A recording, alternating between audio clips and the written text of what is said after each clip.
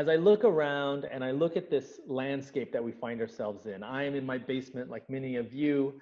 I'm sitting in front of a computer that I enjoyed working at, but is now my best friend, my so-called Wilson on this deserted beach of our houses that we all live in.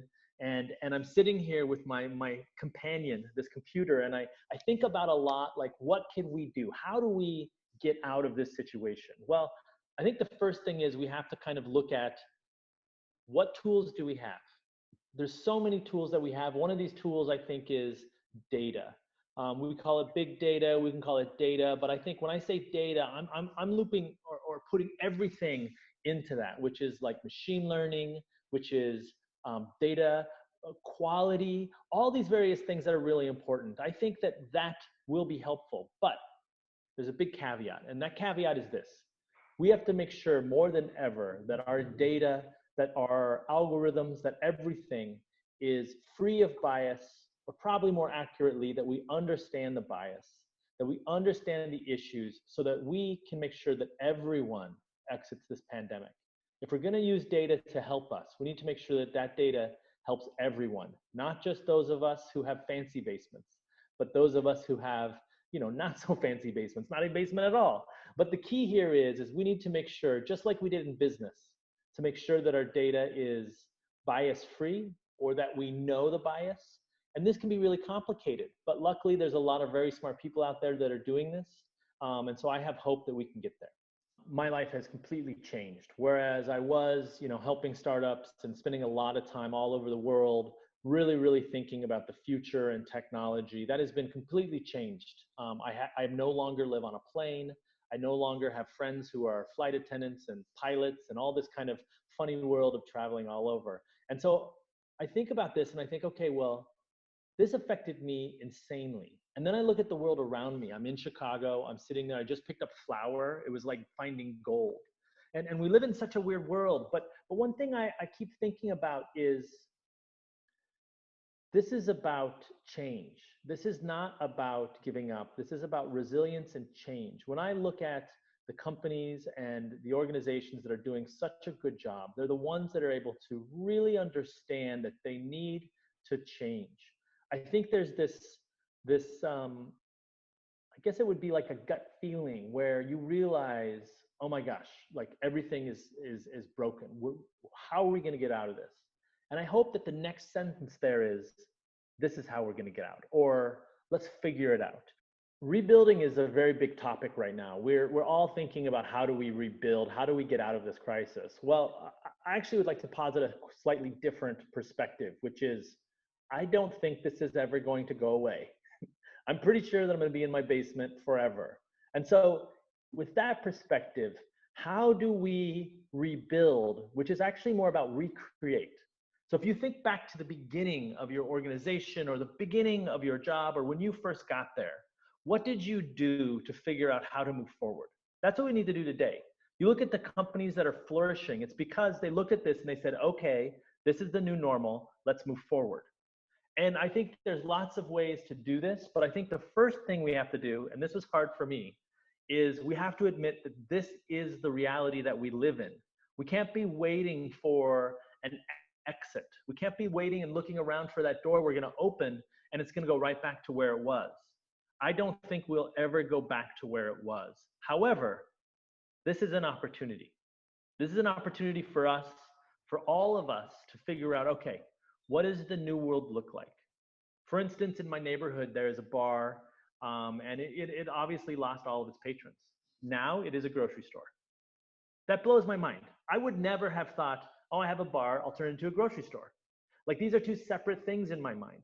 But that's how we have to think about this stuff. Nothing is off the table. If your business is struggling and you're constantly thinking about the reopening, about how do we get out, think instead about recreating. How do we reopen or open anew this kind of new phase, this new time, the new thing that your company is doing, the new work you're doing? Because here's the exciting thing. Everyone is in this together, which means that there are new customers. There are people that need new businesses, new solutions. The world changed for everyone, which means that the stuff that worked last time is not going to work this time. but that's for everyone. Internationally, there's a lot of opportunity. And if we keep waiting for reopening, instead of thinking about what is recreation, how do we create? I think that's the key.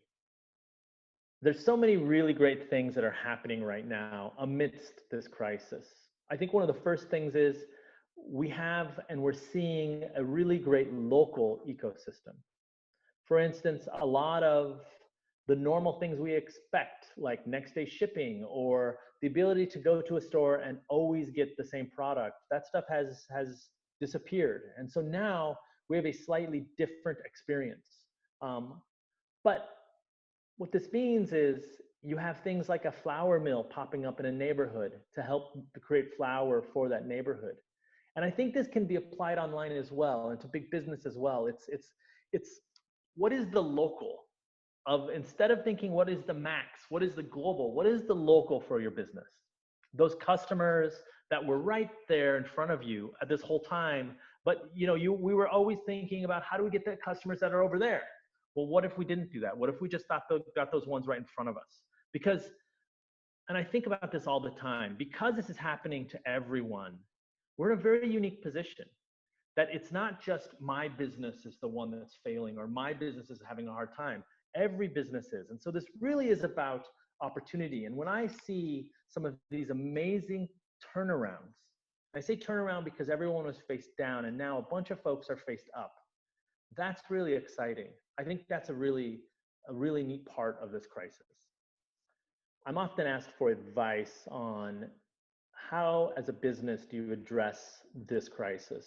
And I don't know if there's a good answer. It's definitely not an ABC type of answer where you can just say, oh, do this. But I do think that many of us have gone through something similar, not similar to this pandemic or not similar to this crisis, but we've gone through something similar, which is being in lockdown, being in quarantine, being in this pandemic and this crisis has reset everything we've done back to zero.